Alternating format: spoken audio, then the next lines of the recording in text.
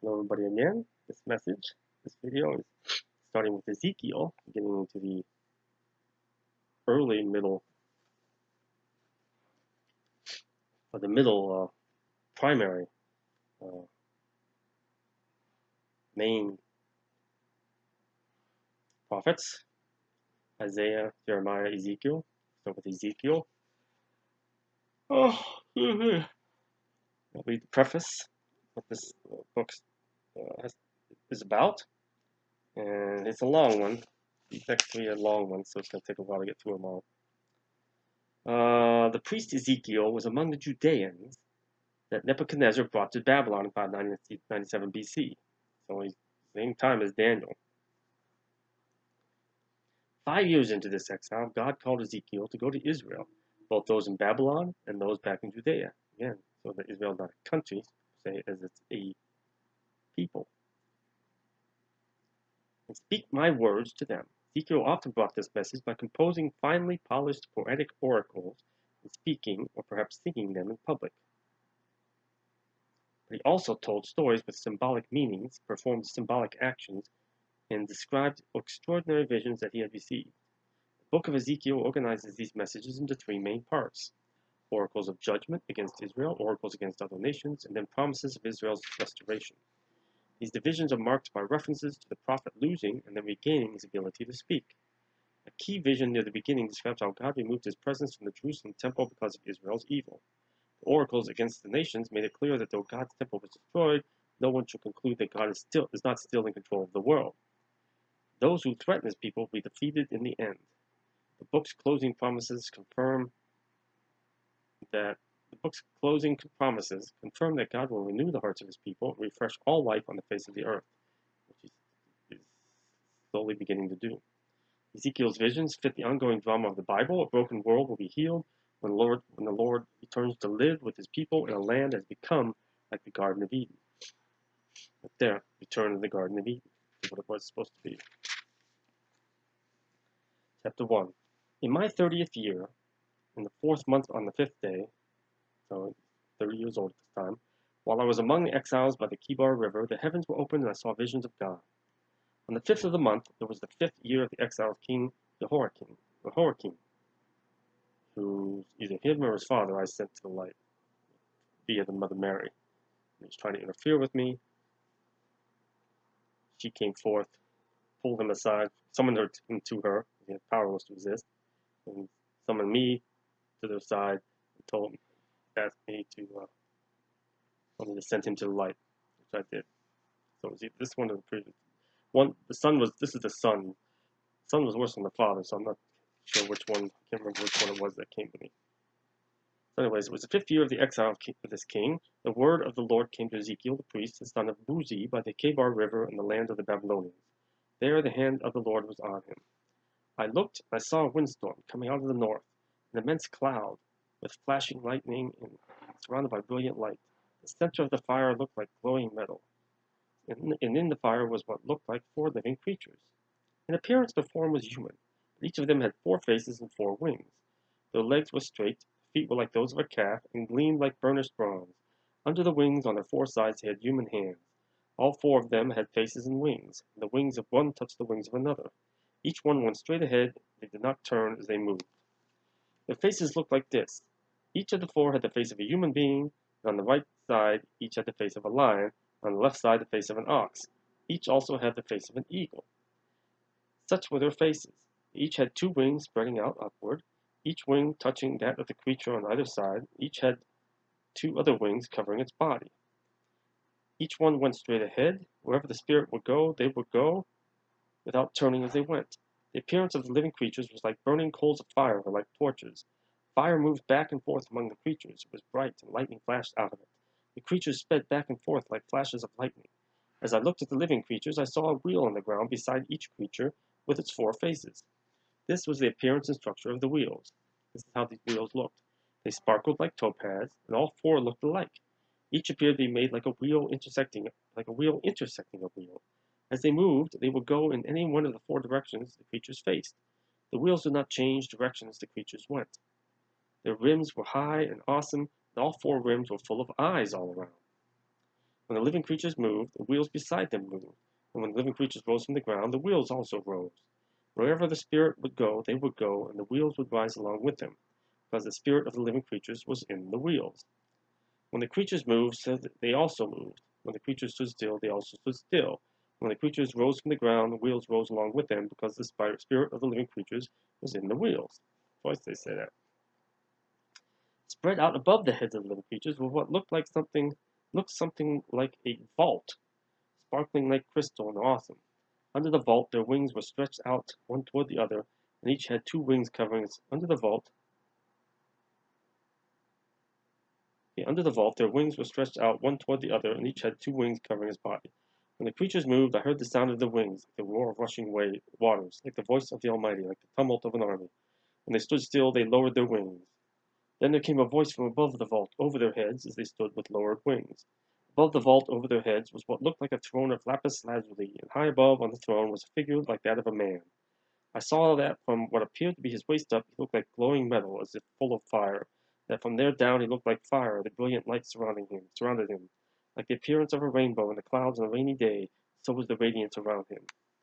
All colors between dark and light. This was the appearance of the likeness of the glory of the Lord.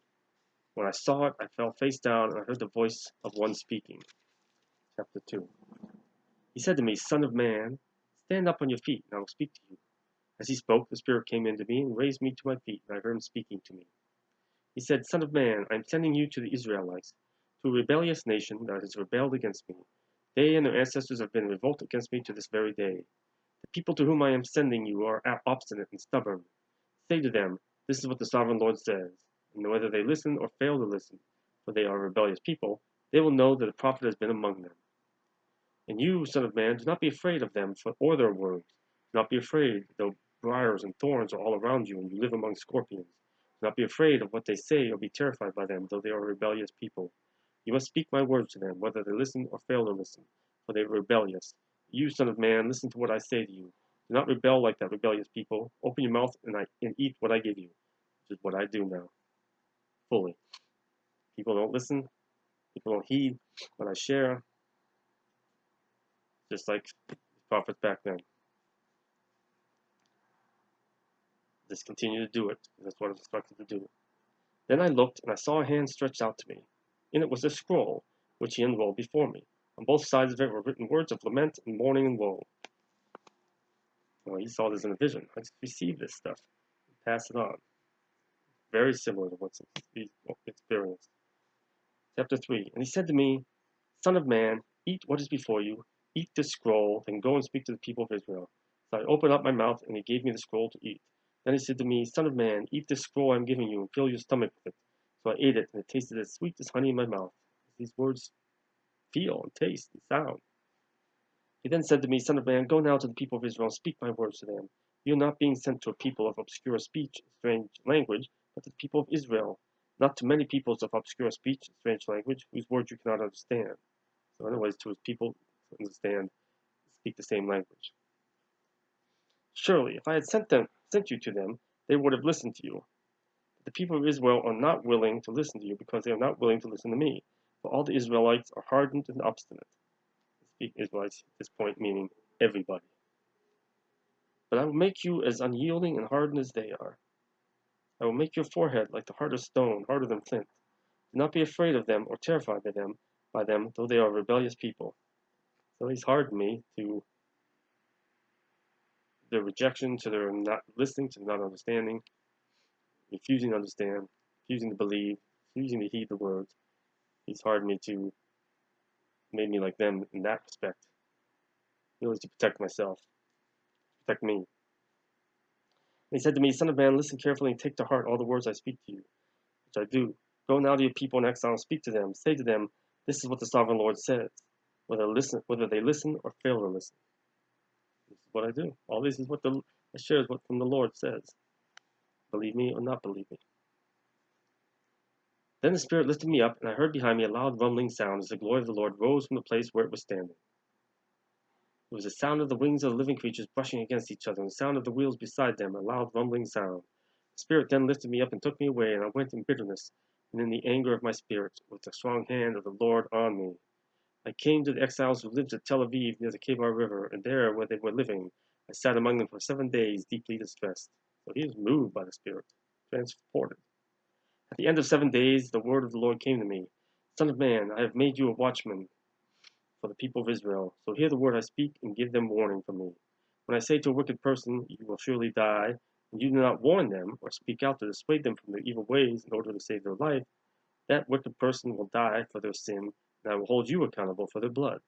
But if you do warn the wicked person, and they do not turn from their wickedness or from their evil ways, they will die for their sin, but you will have saved yourself. Again, while I share these words, again, he tells you, he calls upon you, heed his call, do what he says do, especially if you have special gifts, do it now.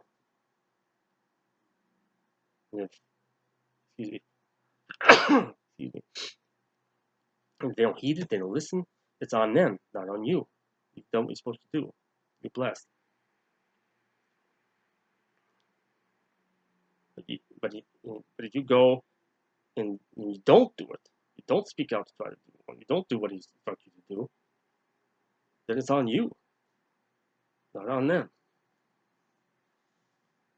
So do what he says to do. Very important. I've said this before. Those of you I know have a gift, called to do something for him, do it. All these people have rejected their gifts, whatever reason. They bring that back, bring that upon his anger upon their heads. He goes and he can activate the gift in somebody else. He's got redundancy upon redundancy upon redundancy. Again, when a righteous person turns from their righteousness and does evil, and I put a stumbling block before them, they will die. Since you do not warn them, they will die for their sin. Righteous things a person did will not be remembered, and I will hold you accountable for their blood. But if you do warn a righteous person not to sin, and they do not sin, they will surely live because they took warning, and you will have saved yourself. The hand of the Lord was on me there, and he said to me, Get up and go out to the plain, and there I will speak to you. So I got up and went out to the plain, and the glory of the Lord was standing there. Like the glory I had seen by the Kebar River, I fell face down. Then the Spirit came unto me and raised me to my feet. He spoke to me and said, Go, shut yourself inside your house. And you, son of man, they will tie with ropes. You will be bound so that you cannot go out among the people. I will make your tongue stick to the roof of your mouth so that you won't be silent and unable to rebuke them, for they are a rebellious people. When I speak to you, I will open your mouth, and you shall say to them, This is what the sovereign Lord says. Whoever will listen, let them listen. Whoever will refuse, let them refuse, for they are a rebellious people. So in other words, stay home, don't do all this unless you're called to do it. When you're called to do it, use your gifts, then do it. When and how he asks you or tells you to do it. Chapter 4. Now, son of man, take a block of clay, put it in front of you, and draw the city of Jerusalem on it. Then lay siege to it, erect siege works against it, build a ramp up to it, set up camps against it, and put battering rams around it. Then take an iron pan, place it as an iron wall between you and the city, and turn your face toward it. It will be under siege, and you shall besiege it. This will be a sign to the people of Israel. Then lie on your left side, put the sin of the people of Israel upon yourself. You are to bear their sin for the number of days you lie on your side. I have assigned you the same number of days as the years of their sin. So for 390 days you will bear the sin of the people of Israel. So that was a lot to put on Ezekiel. After you have finished this, lie down again, this time on your right side, and bear the sin of the people of Judah. I have assigned you 40 days, a day for each year. Then turn your face toward the siege of Jerusalem, and with bared arm prophesy against her. I will tie you up with ropes so that you cannot turn from one side to the other until you have finished the days of your siege. So he's laying on one side for 390 days to bear the sin of the people. Then he's lying bound up for 40 days for the days of each year that they rebelled. And this is how he's putting Ezekiel through a lot. So bless Ezekiel for all that he did back then. Take wheat and barley, beans and lentils, millet and spelt, put them in a storage jar, and use them to make bread for yourself. You are to eat it during the 390 days you lie on your side. Weigh out 20 shekels of food to eat each day, and eat it at set times. Also measure out a sixth of a hin of water, and drink it at set times. Eat the food as you would a loaf of barley bread, bake it in the sight of the people, using human excrement for fuel. The Lord said, in this way the people of Israel will eat defiled food among the nations where I will drive them. So he's speaking of the diaspora, or the specific Babylonian exile. So he's telling them he's going to make Israel eat defiled food among the nations, food that's impure. He's going to provide for them and tell them how to eat and drink and when to eat and drink, so that will sustain them through all this period of time. Then I said, not so, sovereign Lord. I have never defiled myself. From my youth until now I have never eaten anything found dead or torn by wild animals. No impure meat has ever entered my mouth. Very well, he said. I will let you bake your bread over cow dung instead of human excrement. Then he said to me, Son of man, I am about to cut off the food supply in Jerusalem. People will eat rationed food in anxiety and drink rationed water in despair. For food and water will be scarce. They will be appalled at the sight of each other and will waste away because of their sin. So, now, son of man, chapter 5, take a sharp sword and use it as a barber's razor to shave your head and your beard. Then take a set of scales and divide up the hair. When the days of your siege come to an end, burn a third of the hair inside the city. Take a third and strike it with the sword all around the city, and scatter a third to the wind. I will pursue them with drawn sword. Take a few hairs and tuck them away in the folds of your garment. Again, take a few of these and throw them into the fire and burn them up. A fire will spread from there to all Israel. This is what the sovereign Lord says. This is Jerusalem, which I have set in the center of the nations, with countries all around her. Yet in her wickedness she has rebelled against my laws and decrees more than the nations and countries around her. She has rejected my laws and has not followed my decrees. Therefore, this is what the sovereign Lord says. You have been more unruly than the nations around you, and have not followed my decrees or kept my laws. You have not even conformed to the standards of the nations around you. In other words, unbelievers, people not of his people in the beginning, were behaving better than his people, the Hebrews, the Israelites. So they're going to be punished for that. Therefore, this is what the sovereign Lord says. I myself am against you, Jerusalem, and I will inflict punishment on you in the sight of the nations. Because of all your detestable idols, I will do to you what I have never done before and will never do again. So he's not going to do it again, what he's done specifically to them. Therefore, in your midst, parents will eat their children, and children will eat their parents. I will inflict punishment on you, and will scatter all your survivors to the winds. Therefore, as surely as I live, declares the sovereign Lord, because you have defiled my sanctuary with all your vile images and detestable practices, I myself will shave you. I will not look on you with pity or spare you. When shave, he's going to cut out all the detritus, all the bads from within his people. This is never learned. A third of your people will die of the plague, or perish by famine inside you. A third will fall by the sword outside your walls, and a third I will scatter to the winds, pursue with drawn sword. So it'll be interesting to see what happens. We got a plague going on right now, but a third of the people is a lot. That's going to be multiple billions. So, but that's just this plague, this pandemic. There'll be others. A third will fall by the sword outside your walls. That'll be by war, fighting, not necessarily war as we know it. And a third will scatter to the winds, pursue with drawn sword. Be chasing after them. Then my anger will cease, and my wrath against them will subside, and I will be avenged. When I have spent my wrath on them, they will know that I, the Lord, have spoken in my zeal. I will make you a ruin and a reproach among the nations around you, in the sight of all who pass by. You will be a reproach and a taunt, a warning and an object of horror to the nations around you, when I inflict punishment on you in anger and in wrath and with stinging rebuke. I, the Lord, have spoken. This is referencing America now, another country, multiple countries, the entire world. When I shoot at you with my deadly and destructive arrows of famine, I will shoot to destroy you. I will bring more and more famine upon you and cut off your supply of food.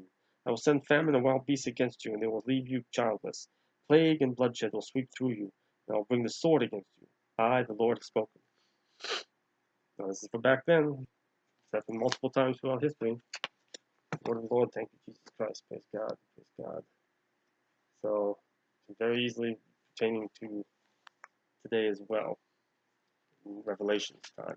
So, time goes by, we will see. But you have me reading this now, it's the next thing in line. You look around, see all that's going on, it ties in. So, I'm saying it is, I'm saying it isn't, but keep your eyes open. Now more than important than any other time, keep your eyes and your ears to the grindstone, pay attention, heed him, focus on him, have communication with him, have a relationship with him, so you can discern all that's going on in your life and in the world. Peace of Christ. God bless.